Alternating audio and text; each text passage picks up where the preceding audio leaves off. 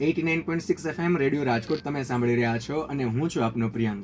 આજે આપણા રેડિયોમાં એક ખાસ વ્યક્તિત્વ હાજર છે અને આ વ્યક્તિત્વ એટલે કે હિમાચલભાઈ મહેતા. હિમાચલભાઈ, આપનું ખૂબ ખૂબ સ્વાગત છે રેડિયો રાજકોટ ખાતે. નમસ્કાર. Thank you. રાજકોટ માં જવાનું થયું અને રેડિયો રાજકોટ તેમજ પ્રિયાંકને ખૂબ ખૂબ શુભકામનાઓ. વેલકમ. હિમાચલભાઈ મહેતા મૂળ ભાવનગરના વતની છે. ભાવનગરની જ શાંતિલાલ શાહ એન્જિનિયરિંગ કોલેજમાંથી તેઓએ મિકેનિકલ એન્જિનિયરિંગમાં સ્નાતક તેમજ બિઝનેસ મેનેજમેન્ટમાં અનુસ્નાતક અભ્યાસ કરેલ છે. 19 વર્ષની ઉંમરથી જ તેઓ ખાદ્ય ખોરાક ન્યૂઝ પ્રકાશનની શરૂઆત તેઓએ કરેલી, જે હાલ ગુજરાતી, હિન્દી અને અંગ્રેજી ભાષામાં પ્રકાશિત છે. વિશ્વના સૌથી મોટા ખાદ્ય ખોરાક પ્રદર્શનના તેઓ આયોજક છે. સાથે ભાવનગર ડિસ્ટ્રિક્ટ ફૂડ સેફ્ટી કમિટીના સભ્ય છે. અને ખાસ તો કહેવાનું બહુ મન થાય અને ખૂબ આનંદ થાય કે કલા અને ભારતીય ખોરાકને વિશ્વના ફલક ઉપર કઈ રીતે લઈ જવું એવી એક પર્પઝ સાથે એને પ્રોત્સાહન આપનાર એવું આ વ્યક્તિત્વ આપણી વચ્ચે છે. મિશન ફૂડ ઓફ ઇન્ડિયાના તેઓ સ્થાપક છે. સુરાલય સંગીત સંસ્થાના તેઓ સ્થાપક છે અને અનેક રાષ્ટ્રીય તેમજ આંતરરાષ્ટ્રીય મેગેઝિનમાં તેઓના આર્ટિકલ પ્રકાશિત થયા છે. એવા હિમાચલભાઈ મહેતા આપણી વચ્ચે છે. આવો તેમની સાથે વાતો કરીએ અને ખાદ્ય ખોરાક વિશે ઘણી બધી જાણવા જેવી વાતો એમની પાસેથી જાણીએ. હિમાચલભાઈ, આપ લગભગ 25 વર્ષથી આ ક્ષેત્ર સાથે જોડાયેલા છો, તો આપના મત પ્રમાણે આ ખાદ્ય ખોરાક શું છે અને સારા ખોરાકનું શું મહત્વ છે? ભારતના ખાદ્ય ઉદ્યોગને વિશ્વના સર્વોચ્ચ સ્થાને લઈ જવાના ઉમદા હેતુ સાથે ખાદ્ય ખોરાક ન્યૂઝનું પ્રકાશન શરૂ થયેલું અને તેની સાથે ખાદ્ય ઉદ્યોગને રિલેટેડ તમામ માહિતી અમે આમાં પૂરી પાડતા હતા અને એના રિલેટેડ એક્ઝિબિશન પ્રદર્શન 2003ની સાલથી શરૂ થયું, જેની 21મી આવૃત્તિ આવનારા ડિસેમ્બર મહિનામાં આવનારી છે. અચ્છા, આમ આટલા લાંબા સમયથી આ ક્ષેત્રમાં જોડાયા બાદ તમારા મત મુજબ હાલનો જે અત્યારે ફાસ્ટ ફૂડનો જે યુગ છે, જમાનો છે, એમાં સારા ખોરાકનું શું મહત્વ છે? બિલકુલ, સારા ખોરાકનું તો મહત્વ પહેલા પણ હતું, આજે પણ છે અને ભવિષ્યમાં પણ રહેશે.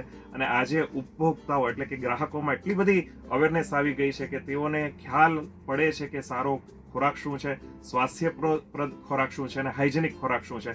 અને તેઓ પણ એવી જ ડિમાન્ડ અપેક્ષિત હોય છે તેઓ પાસે અને એવી જ ડિમાન્ડ કરતા હોય છે. ચોક્કસપણે. અને આપ અલગ અલગ જગ્યાએ ગયા છો. હમણાં જે તમે જાપાનની ટ્રીપ પૂરી કરી, તો આ બધા દેશોમાં જઈને ભારતનું ખાદ્ય ઉદ્યોગ કઈ રીતે જુદું છે, ભારતના ખાદ્ય ઉદ્યોગ વિશે તમારું શું કહેવું છે? પ્રિયમભાઈ, ભારતનો જે ખાદ્ય ઉદ્યોગ છે તેની વાત કરું તો તેનો ઇતિહાસ અનાદિકાળથી દેખાઈ આવે છે. આપણે શ્રી કાનાને પણ 56 ભોગ ધરાવીએ છીએ. ભારતમાં જેટલી રેસિપીઝ છે એટલી વિશ્વમાં કોઈ જગ્યાએ નથી. 1 લાખ તો ફક્ત આપણી પાસે કરીઝ એટલે કે કઢી કહીએ એની 1 લાખ ઉપરાંત રેસિપીઝ ભારતમાં છે. આપણે જેમ કહીએ છીએ કે દર 6 ગાવે બોલી બદલાય, એવી રીતના હું એવું માનું છું કે દર 6 ઘરે તમારી જે દાળ કે કઢી છે ચેન્જ થતી હોય છે. એટલે ભારતની સાથે ફૂડ ઇન્ડસ્ટ્રી સાથે કમ્પેર કરવી એ ઇમ્પોસિબલ છે. વિશ્વમાં ક્યાંય ભારત જેટલી સમૃદ્ધિ ખાદ્ય ઉદ્યોગમાં નથી. અરે વાહ, ખૂબ સરસ વાત કરી કે ભારતમાં આ વાત તો મને પણ જાણીને નવાઈ હતી કે 1 લાખ જેટલી કઢીની રેસિપી છે. તો આ અલગ જ ભારત બધી રીતે બધા ક્ષેત્રોમાં તરી આવે છે. એમાં મારું રાજકોટ પણ સાહેબ ખાણીપીણી બાબતે ખૂબ રંગીલું છે અને ખાણીપીણી બાબતમાં લોકો પૈસા ખર્ચે છે અને અલગ અલગ ટેસ્ટમાં માણતા હોય છે. આજે તમે રાજકોટના આંગણે છો, તો રાજકોટના ખાદ્ય ઉદ્યોગ વિશે તમારું શું કહેવું છે?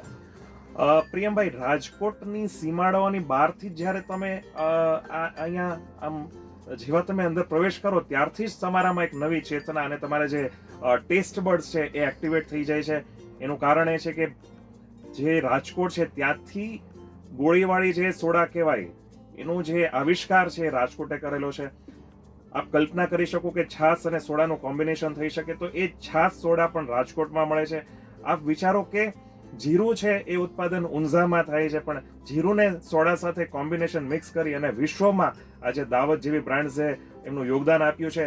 એ પણ શક્ય ફક્ત ને ફક્ત રાજકોટથી જ છે. રાજકોટ દ્વારા જ બાલાજી વેફર્સ, ગોપાલ વેફર્સ અને વડાલિયા એ લોકોએ મલ્ટીનેશનલ કંપનીઓને પણ હંફાવવા માટેની ક્ષમતા એ રાજકોટ વાસીઓમાં જ છે. રાજકોટમાં વિવિધ પ્રકારે આપ જાણો કે તલ જે મુખવાસ છે એ ધાણા એટલે મુખવાસ એવું આપણે માનનારા હતા, ત્યારે તલને પણ એક મુખવાસ તરીકે ઉપયોગમાં લઈ અને એનું કોમર્શિયલાઇઝેશન થઈ શકે અને એને હરીના નામથી આજે વિશ્વવ્યાપી બ્રાન્ડ બની શકે એ પણ અહીંયા જ પોસિબલ છે.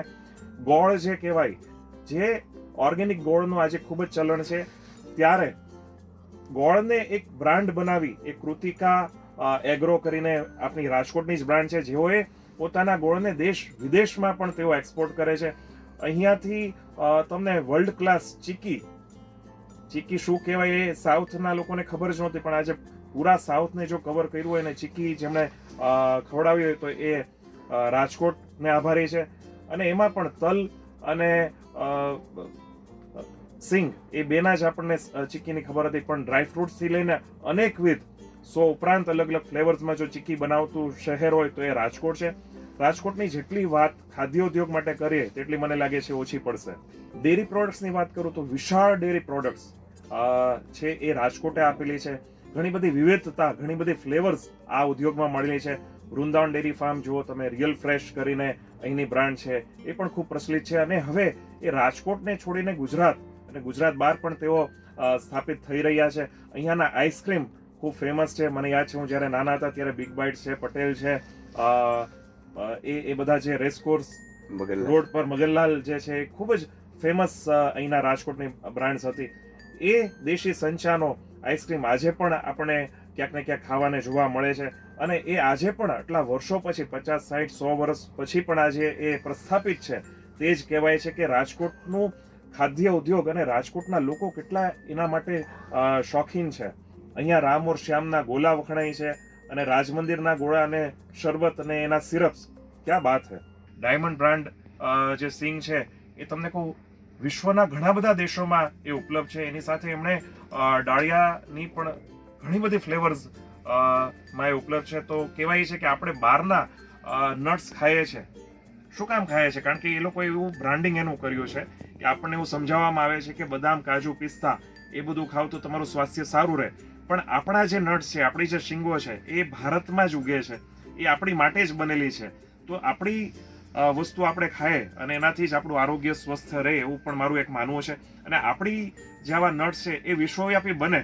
તમને હું વાત કરું તો આ રાજકોટ વાસીઓની દેન છે કે સ્નીકર્સ આપણે સૌ ખાઈએ છીએ, સ્નીકર્સ ચોકલેટ્સ, એમાં હવે ઇન્ડિયન પીનટ્સ પણ એમાં હવે નખાતા થયા છે, જે રાજકોટને હું તો કહું છું કે આભારી છે. આપણે ખૂબ સરસ વાતો કરી. રાજકોટે શું પ્રદાન કર્યું છે ખાદ્ય ખોરાક, રાજકોટે શું પ્રદાન કર્યું છે ખાદ્ય ખોરાકમાં, અલગવિધ તમે એમાં ઉદાહરણો આપ્યા. ઘણી વાતો બધી રસપ્રદ હતી, નવીનતમ હતી, જે અમારા શ્રોતા અત્યારે ગણ જે સાંભળી રહ્યો છે એમને સુધી પહોંચી રહી છે. આ ખાદ્ય ખોરાકની સાથે સાથે ક્યાંક આપણે એવું પણ જોઈએ છીએ કે રાજકોટ છે એ મશીનરીનું પણ હબ બનતું જાય છે. તો એના વિશે તમારું શું કહેવું છે? બિલકુલ પ્રિયાંકભાઈ, આજે હું જે અહીંયા આવ્યો તો એ વિશ્વકર્મા મશીન ટૂલ્સના આંગણે આવેલો. તેમનું આજે વિશાળ ખાદ્ય ઉદ્યોગને રિલેટેડ જે મશીનરીઝ બનતી હોય તેની ફેક્ટરીનું આજે ઉદ્ઘાટન હતું. જે રાજકોટ છે એ ઓટોમોબાઈલ ક્ષેત્ર પહેલા આગળ હતું, પછી એમાં પમ્પ્સ ને એવા બધા પણ મિકેનિકલ એન્જિનિયરિંગ માટે રાજકોટનું ખૂબ નામ હતું. પરંતુ સમયની સાથે હવે ફૂડ ઇન્ડસ્ટ્રીઝ માટે, ખાદ્ય ઉદ્યોગ માટે મશીનરીઝ બનાવતા, આફ્ટર ફાર્મિંગ જે કહેવાય, ખેતી પછીના જે કંઈ મશીનરીઓ છે તેના માટે રાજકોટ ક્યાંક ને ક્યાંક હબ બનતું જાય છે. પેકેજિંગ માટે પણ અહીંયા ખૂબ જ સારા મશીન્સ ઉપલબ્ધ છે, જે દેશ વિદેશમાં અહીંયાથી એક્સપોર્ટ થતા હોય છે. ચોક્કસ આવી રીતના રાજકોટ તો આગળ વધતું રહેશે, એમ આ ખાદ્ય ખોરાકનું ક્ષેત્ર પણ ધીમે ધીમે આગળ વધતું રહેશે. તમારું શું માનવું છે કે આવનારા સમયમાં ખાદ્ય ઉદ્યોગનું શું ભવિષ્ય છે? પ્રિયાંકભાઈ, ખાદ્ય ઉદ્યોગ હજી, હું તો એવું માનું છું, એટલો વિકાસ થયા પછી પણ ખાદ્ય ઉદ્યોગ હજી પણ ખૂબ જ પ્રિમિટિવ સ્ટેજમાં છે. અને ખાદ્ય ઉદ્યોગમાં ખૂબ બધું હજી અવકાશ રહેલો છે. એમાં ખૂબ આગળ જવાના, વધવાના સ્કોપ છે. રાજકોટ વાસીઓને પણ ખાદ્ય ઉદ્યોગમાં આવવું હોય તો તેઓને વેલકમ છે. અને હું તો કહીશ રાજકોટ વાસી જ નહીં, પણ રાજકોટ, ગુજરાત, ભારત, આ બધા જ આપણી ભારતમાં એક ભૌગોલિકમાં એ પણ એક વસ્તુ છે કે અહીંયા કૃષિ પ્રધાન દેશ હોવાને કારણે આપણી પાસે ખાદ્ય ઉદ્યોગ ખૂબ છે. આપણે પૂરા વિશ્વને આ અન્ન પૂરું પાડી શકે એટલી આપણામાં ક્ષમતા છે. તો જેટલા લોકો વધારે આ ઉદ્યોગમાં આવશે એટલું મૂલ્યવર્ધન વધશે, મૂલ્યવર્ધિત વસ્તુઓ વધશે, અને ખાદ્ય ઉદ્યોગ છે એ ચોક્કસપણે આગળ પામશે.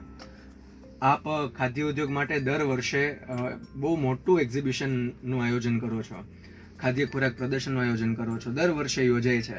આ વર્ષે પણ ડિસેમ્બરમાં ગાંધીનગર ખાતે યોજાવા જઈ રહ્યું છે, એની થોડી એવી ઝાંખી અહીં આપો.